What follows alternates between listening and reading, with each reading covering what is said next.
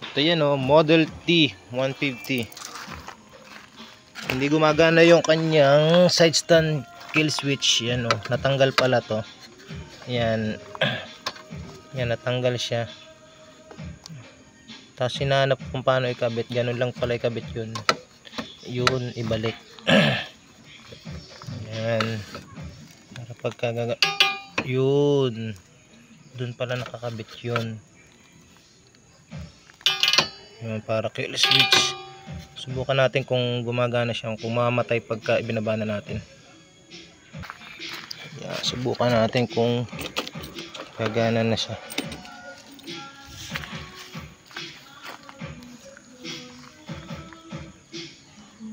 Ayos siyang mag.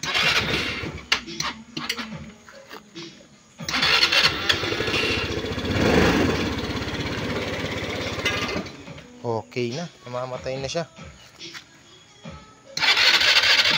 Hindi na siya mag-switch, hindi na siya mag-start pagka nakababa. Taas natin.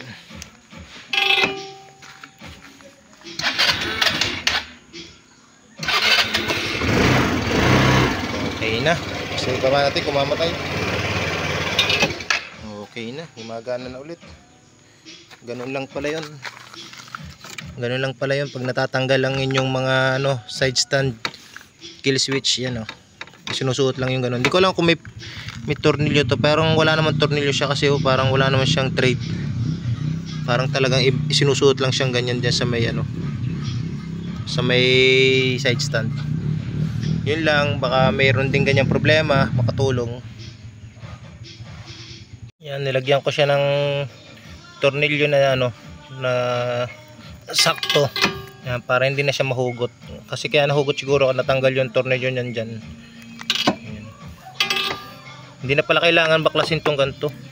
Ganun talaga pagka first time mo, syempre hindi mo alam kung paano siya ikabit.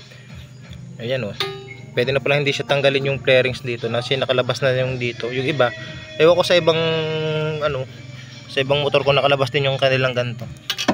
Yan, hindi okay na. Hindi na siya mahuhulog ulit. Tibay na. Di ba? Hindi na siya mag-start. Hindi na siya mag-start. Kasi nakababa ang side stand. Taas natin.